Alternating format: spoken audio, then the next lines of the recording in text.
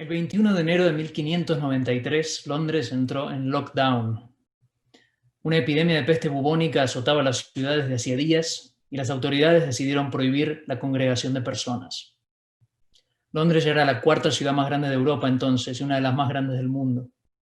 La historia de las grandes epidemias, de hecho, va de la mano con la historia de la formación de las grandes ciudades, en las que personas y animales vivían más y más hacinados.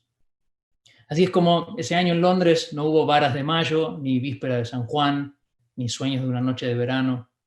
Durante casi un año no hubo bowling, ni hostigamiento de osos, ni ningún otro tipo de entretenimiento popular.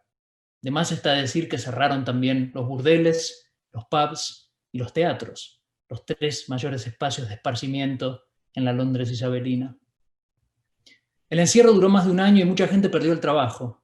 Entre ellos, un joven actor y dramaturgo, estrella en ascenso de la escena local, de nombre William Shakespeare.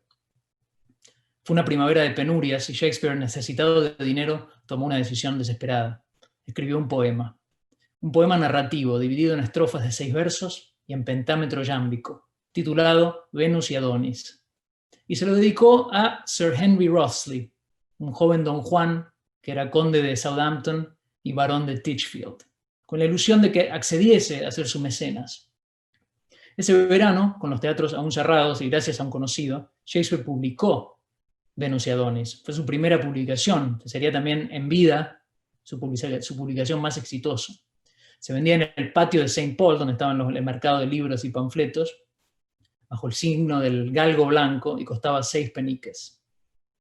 No sabemos si Wriothesley accedió a patrocinar a Shakespeare, y la epidemia no daba tregua y los teatros seguían cerrados, así que Shakespeare y su compañía teatral salieron de gira por Inglaterra. Cuando volvieron a Londres a principios de otoño, la ciudad seguía en cuarentena. Una vez más, Shakespeare recurrió a la pluma. Escribió otro poema narrativo, La violación de Lucrecia, y una vez más se lo dedicó al barón Wriothesley. Esta segunda obra se publicó en 1594, cuando la epidemia ya había terminado, los teatros habían reabierto, y Shakespeare nuevamente le dedicaba todo su empeño a este género mucho más lucrativo y seguramente más excitante que la poesía. Si bien ninguno de estos dos poemas narrativos trata sobre la peste, los grandes raramente cometen la inelegancia de tematizar la actualidad de manera explícita, la inelegancia que, por cierto, estoy por cometer yo, tal vez porque, como decía Borges, la realidad siempre es anacrónica. Decía que si bien ni Venus ni Adonis ni la violación de Lucrecia tienen como tema la epidemia, ambos están atravesados por la urgencia del contexto en el que fueron creados. Ambos, de hecho, tratan sobre los peligros de la cercanía entre las personas y del contacto físico, sobre los peligros y sobre la inevitabilidad, claro. Más que pequeñas épicas, como las bautizó despreciativamente el monaguillo de la literatura fantástica C.S. Lewis, estos dos poemas son tragedias, tragedias de la pluma del mayor tragediógrafo después de Sófocles. Para Shakespeare, la ironía trágica de Adonis, que no quiere perder la virginidad con Venus y termina muriendo empalado en los colmillos de un jabalí, y la desgracia desoladora de Lucrecia, la más pura, la más honesta, la intocable, que es violada por Tarquino y después se apuñala en un paroxismo de erotismo tanático, se centran en el conflicto fatal entre el afán de pureza y la inexorabilidad de la corrupción. Es propio de las almas virtuosas aspirar a ser etéreas, intangibles, y esto es loable, dice Shakespeare. Es propio del mundo ensuciar, erosionar, carcomer, penetrar y finalmente destruir. Y es natural que sea así. La tragedia de Venus y Adonis explica por qué el amor es siempre lábil, falso y lleno de fraude. Muerto Adonis, la diosa descorazonada le echa una maldición a todas las generaciones venideras. La violación de Lucrecia explica cómo Roma pasó de ser una monarquía a ser una república. La indignación por el crimen de Tarquino, heredero al trono, provoca una revuelta que lleva a un cambio de régimen. En ambos casos el final es ominoso. El amor será corto y desgraciado o no será nada, anuncia Venus. Quien le extirpa el puñal al cadáver de Lucrecia e incita a la sedición es un tal Bruto. En la imaginación romanizada de Shakespeare, ese puñal y aquel que el otro Bruto empuñará siglos después para matar a César y con él terminar con la República, son uno y el mismo, y representan el poder destructivo del mundo que entra en contacto inexorablemente con la virtud, la mancilla y la deshace. Hay dos pares de opuestos que juegan un papel crucial en estos dos poemas. El primero es amor y lujuria. Adonis le explica la diferencia a Venus. El amor perdura y enaltece el alma. La lujuria es fatua y la degrada. Tarquino es consciente de que el crimen que comete es consecuencia de su lujuria desbordada. La fidelidad proverbial de Lucrecia representa lo opuesto, el amor. La lujuria de Venus ahuyenta a Adonis y lo lleva a morir en las fauces del jabalí. La lujuria de Tarquino ultraja el nido de amor conyugal y conduce a Lucrecia al suicidio. La lujuria es antes que nada afán de contacto y de penetración, es estricta y exclusivamente corpórea. El amor, si bien incluye al cuerpo, lo trasciende y se desarrolla en una esfera espiritual. Esta idea de raigambre platónica se conecta directamente con el segundo par de opuestos, vista-tacto. La vista es el sentido más afín al espíritu porque es el más abarcador, como la inteligencia, y porque permite la percepción de un objeto sin contaminarse con él. El tacto, en cambio, es el más terreno y el más animalesco, porque degrada, contamina y amenaza la mera existencia. El que toca el fuego se quema. El que agarra un cardo se pincha. El tacto también es vehículo de la enfermedad. La palabra contagio en latín es un compuesto del verbo tangere, tocar, y la preposición con, en tacto que viene con algo extra, y ese extra es pernicioso, mortífero incluso.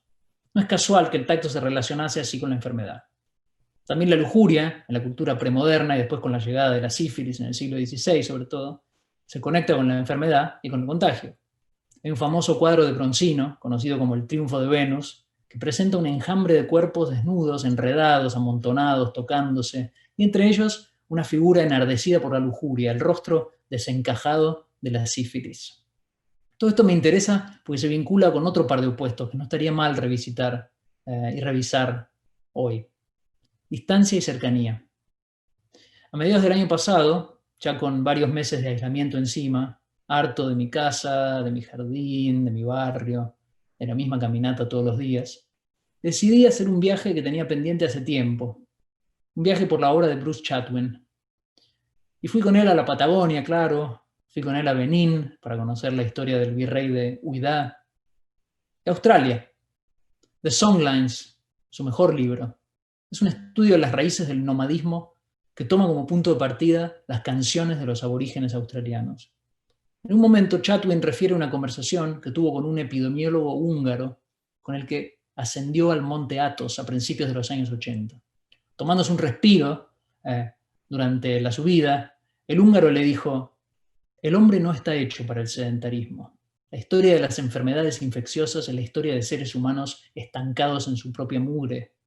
Y para concluir, profetizó: en el futuro, en comparación con las epidemias, las armas nucleares nos van a parecer un juguete. Entiendo que la pandemia actual es producto de una combinación entre el sedentarismo que practicamos de modo preponderante como especie desde hace unos 12.000 años y una especie de nomadismo frenético, totalmente nueva, que tiene menos de 100 años y que es consecuencia de la aviación comercial, de la globalización y del crecimiento desmesurado de la industria del turismo. Además, el sedentarismo actual no es el sedentarismo de hace 12.000 años. En el año 1000 de nuestra era, se calcula que el mundo tenía unos 300 millones de habitantes. Hace 100 años, en 1921, los seres humanos eran alrededor de 1.800 millones. Es decir, un incremento de 1.500 millones en casi un milenio. Un siglo más tarde, hoy, somos casi 8.000 millones. A este paso se calcula que en 2050 llegaremos a ser 10.000 millones. Estamos amontonados, personas y animales, y vamos a vivir cada vez más amontonados, formando cadenas de transmisión de virus mutantes, más o menos mortíferos, en un mundo que se encoge, se incendia y se inunda, volviéndose más y más inhóspito. En términos materiales, la diferencia entre el mundo distópico de, digamos, 2050, hacinado, virósico, chamuscado, y el mundo hace 500, 1000, 2000 años es cuantitativa. Hay mucha más gente, muchos más animales, circulamos en masa y a mucha velocidad. Pero hay una diferencia entre el mundo hasta la invención de las primeras vacunas, de la penicilina, de los antibióticos, y el mundo que siguió a estos inventos, que es cualitativa y que marca una diferencia radical entre ese antes y este después.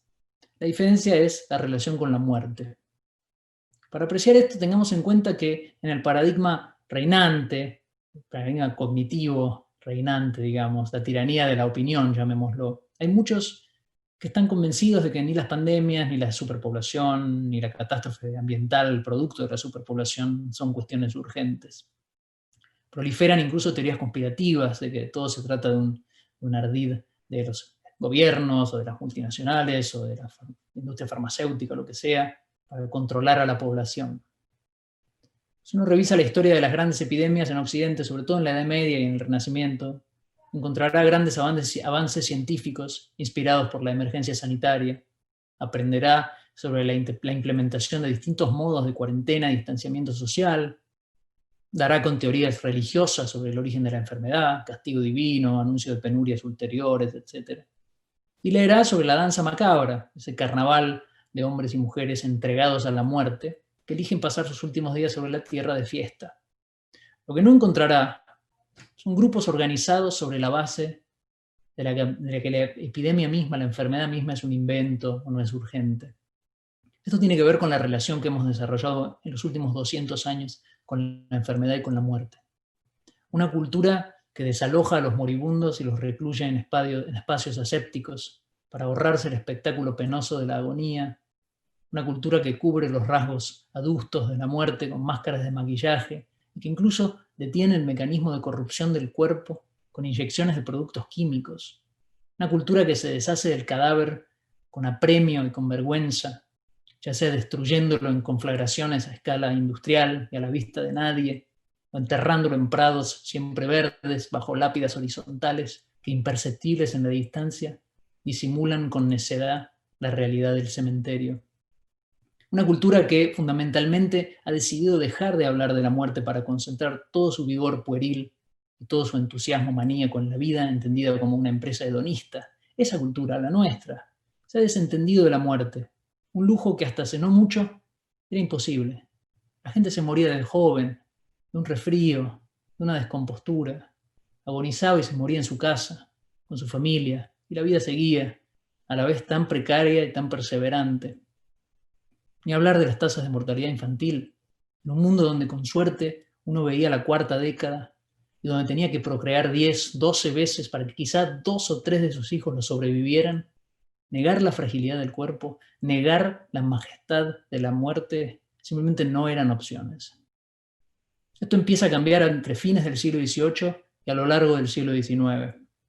Hay un lugar común que dice que mientras los victorianos celebraban la muerte y demonizaban el sexo, para nosotros, sexualmente liberados, el gran tabú es la muerte. Claro que ni los victorianos eran tan pacatos como nos gustaría creer, ni nosotros estamos tan liberados como nos jactamos de estar. Como dice la escritora Carolina Sanín, somos una sociedad pornógrafa pero deserotizada. A medida que dejamos de saber que somos mortales, dejamos de saber también que somos sexuales. Nos volvimos ignorantes de la muerte. Hay un cuadro monumental de Katsushika Hokusai que se conoce como Hacer un pacto con los espíritus de la enfermedad. El cuadro muestra a Susanoo no Mikoto, una de las principales deidades de la mitología japonesa, del sintoísmo, obligando a las enfermedades a pactar y dejar de asolar al ser humano.